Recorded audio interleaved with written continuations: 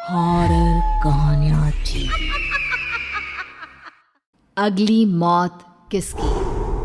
संजीव अपने दोस्तों राघव और प्रतीक के साथ बियर बार में बैठकर बियर पी रहा था। संजीव आज बहुत खुश लग रहा था। अरे यार, आज की पार्टी में तो मजा आ गया। तुम दोनों दोस्तों के साथ तो मेरी जिंदगी इतनी अच्छी है कि क्या बताओ कितनी अच्छी है। अरे भाई, अब दोस्ती की है तो जीना मरना सब साथ में। हाँ अरे यार सुनो, जल्दी से एक बियर और ऑर्डर करते हैं ना, एक आखिरी, और उसके बाद ये जश्न यहीं खत्म हो जाएगा। अरे हाँ, क्यों नहीं। वेटर, जल्दी से 2 बियर की बोतल लेकर आओ। आज मेरे दोस्तों को जश्न मनाना है, क्यों? इतने में वहां पर एक बहुत सुंदर लड़की छोटे छोटे कपड़े पहनकर हाथ में बियर की बोतल लेकर उसके पास आती है। ये लीजिए, आपने बियर ऑर्डर की थी ना, मैं लेकर आ गई। क्या बात है यार, इस बार की वेटर तो बड़ी सुंदर है। अब बियर लेकर आई हो तो अपने हाथों से ही पिला दो ना। हाँ, क्यों नहीं, जैसा आप बोलोगे मैं वैसा ही करूँगी। क्या बात है यार, अब तो लगता है रोज यहीं आना पड़ेगा। उसके बाद वो लड़की उन तीनों को बियर सर्व कर देती है। पार्टी करने के बाद वो तीनों अपने अपने घर जाते हैं। प्रतीक, संजीव और राघव को उनके घर छोड़कर जैसे ही अकेला अपनी कार में आकर बैठता है तो अचानक उसे एहसास होता है जैसे उसकी कार की पीछे वाली सीट पर कोई बैठा हुआ है। वो तुरंत पीछे मुड़कर देखता है। तुम यहाँ क्या कर रही हो? और तुम मेरी कार में कब आई? अरे तुम तो बार में वेटर थी ना। बस ऐसे ही मेरा दिल कर रहा था आपके साथ आपके घर चलने का, इसलिए मैं आपके साथ चली आई। अरे लेकिन तुम मेरी कार में आई कब? अभी कुछ देर पहले तो यहाँ पर मेरे दोस्त बैठे हुए थे।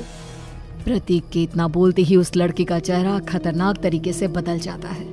उसकी आंखें पत्थर की तरह सफेद और पूरे शरीर पर नीली नीली नसें उभर आती है। गाड़ी चलाओ, पूरी स्पीड में चलाओ, और अगर तुमने गाड़ी रोकने की कोशिश भी की तो मुझसे बुरा कोई नहीं होगा। डर की वजह से प्रतीक के पसीने छूटने लगते हैं। उसका शरीर बुरी तरह से कांप रहा था। प्रतीक बिना कुछ सोचे समझे कार को फुल स्पीड से चलाना शुरू करता है। चलते चलते वो शहर से दूर एक पहाड़ी पर पहुंच जाता है और सामने अब सिर्फ पहाड़ी का किनारा दिख रहा है, जिसे देख प्रतीक घबराकर अचानक से कार को ब्रेक लगाता है। देखो, मुझे छोड़ दो मुझे। अगर मैंने गाड़ी जरा सी भी आगे बढ़ाई तो हम दोनों नीचे गिरकर मर जाएंगे। ये तो तुम्हें पहले सोचना चाहिए था ना। अब कुछ नहीं हो सकता।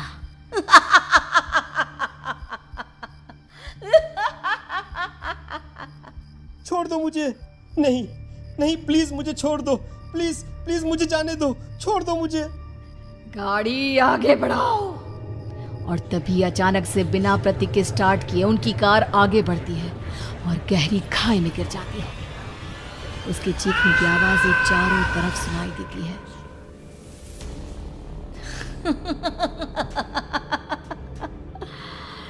तुझे मारकर मेरे कलेजे में जल रही आग को थोड़ी शांति तो मिल गई, लेकिन अभी ये कहानी खत्म नहीं हुई। और फिर अगले दिन राघव और संजीव को पता चलता है कि प्रतीक की पहाड़ी से नीचे गिरकर मौत हो गई। अरे कल रात की तो बात है यार, हम सब बैठकर पार्टी कर रहे थे, लेकिन मेरी एक बात समझ में नहीं आ रही। राघव शहर से इतना बाहर उस पहाड़ी पर इतनी रात को क्या करने गया था? अरे यार, वही सोचकर तो मैं भी परेशान हूँ। हम दोनों को छोड़ने के बाद तो वो सीधा अपने घर जाने वाला था, और वो आत्महत्या क्यों करेगा भाई? कल रात तक वो कितना खुश था, हमारे साथ सेलिब्रेट कर रहा था।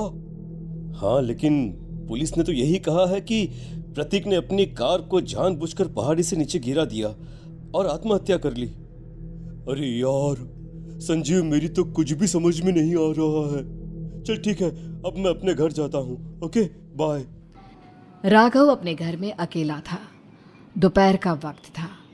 तभी दरवाजे की घंटी बजी। कौन है? अरे 1 मिनट रुको, अभी आता हूँ। राघव ने जैसे ही दरवाजा खोला उसने देखा कि सामने एक बहुत खूबसूरत लड़की खड़ी हुई है। कौन है आप और यहाँ किससे मिलने आई हैं? देखिए ना, बाहर बारिश शुरू हो गई थी, मेरी गाड़ी खराब हो गई है। आपका घर नजर आया तो सोचा कुछ हेल्प ले लेती हूँ। क्यों नहीं, आइए ना, आइए आइए। मेरे कपड़े पूरे भीग चुके हैं, क्या आपके पास टॉवल मिलेगा प्लीज? राघव अपने बाथरूम से एक टॉवल लाकर उस लड़की को देता है। थैंक यू सो मच, अब मैं चलती हूँ। अरे इतनी क्या जल्दी है? आप चाहे तो बारिश रुकने तक यहाँ पर रुक सकती हैं। हाँ। लड़की ने पलटकर राघव की तरफ देखा। नहीं, मुझे जाना होगा, मेरा काम बाकी है। और वो वहां से चली गई। उस लड़की के जाने के बाद राघव अपने बाथरूम में नहाने के लिए गया और जैसे ही उसने बाथरूम में देखा तो उसका टॉवल वहीं पर लटका हुआ था। उसने टॉवल हाथ में लिया तो देखा कि उसका पूरा टॉवल खून के धब्बों से सना हुआ है। अरे अरे ये क्या? ये टॉवल तो मैंने उस लड़की को दे दिया था। ये वापस मेरे बाथरूम में कैसे आ गया? और इस पर ये खून के धब्बे कहां से आ गए? राघव ने आईने में देखा तो उसकी गर्दन पर एक बड़ा सा चाकू का कट लगा हुआ था जिससे खून बह रहा था, जिसे देख राघव के होश उड़ गए। हाँ, अरे ये क्या? मेरी गर्दन इतनी ज्यादा कटी हुई है और मुझे दर्द भी नहीं हो रहा है। ये क्या हो रहा है मेरे साथ? राघव घबराकर बाथरूम से बाहर आया और अपना मोबाइल उठाकर उसने संजीव को फोन लगाया। संजीव जल्दी से मेरे पास आ जाओ। मुझे लगता है कुछ बहुत बड़ी गड़बड़ है, जल्दी आ जाओ। उधर से आवाज आई, लेकिन वो आवाज संजीव की नहीं बल्कि एक लड़की की थी। कुछ अजीब नहीं हुआ है, बस तुम्हारी मौत तुमसे मिलने आई थी और तुम्हें मारकर चली गई। अब तुम इस दुनिया का हिस्सा नहीं हो राघव, इसलिए तुम्हें अपनी गर्दन के कटने का दर्द भी महसूस नहीं हो रहा। नहीं, ऐसा नहीं हो सकता, ऐसा नहीं हो सकता। कौन हो तुम? तुम्हारी मौत। अब संजीव के पास खबर पहुंचती है कि राघव ने अपने ही घर में चाकू से गर्दन काटकर आत्महत्या कर ली। ये सुनने के बाद संजीव के होश उड़ गए। वो पसीने से तरबतर हो गया और एक अनजाना डर अब उसके दिल को सताने लगा। संजीव के साथ ही उसका एक छोटा भाई राजीव भी रहा करता था। अपने भाई को इस तरह परेशान देखकर राजीव उसके पास आया। अरे भैया, क्या हुआ भैया?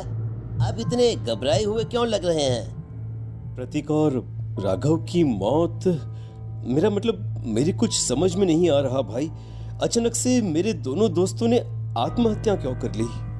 अरे वो तो मेरी भी समझ में नहीं आ रहा है भैया। हाँ, हो सकता है कि कोई परेशानी होगी और इसीलिए उन्होंने ऐसा किया होगा। हाँ, लेकिन दोनों की जिंदगी में एक साथ परेशानी और दोनों का इतनी खतरनाक तरीके से आत्महत्या करना, कहीं ऐसा तो नहीं मैं भी मर जाऊंगा? अरे आप ऐसी बातें क्यों कर रहे हैं भैया? वैसे ही मैं इतना परेशान हूँ। जब से अंजलि ने मेरा साथ छोड़ा है तब से सब कुछ बहुत अजीब सा हो गया है। रोज रात को डरावने सपने आते हैं। ऐसा लगता है जैसे अंजलि बार बार मेरे सपनों में आकर मुझे डराने की कोशिश करती है। अंजलि का नाम सुनते ही संजीव की आंखें फट गई और उसके गले में आवाज अटक गई। उसके चेहरे पर घबराहट साफ नजर आ रही थी। कौन थी वो लड़की जिसने प्रतीक और राघव को आत्महत्या की आड़ में मौत की घाट उतार दिया? और कौन थी अंजलि जो बार बार राजीव के सपनों में आकर उसे डरा रही थी? अंजलि का नाम सुनकर संजीव इतना घबरा क्यों गया? इन सवालों के जवाब जानने के लिए देखिए इस खतरनाक कहानी का अगला भाग।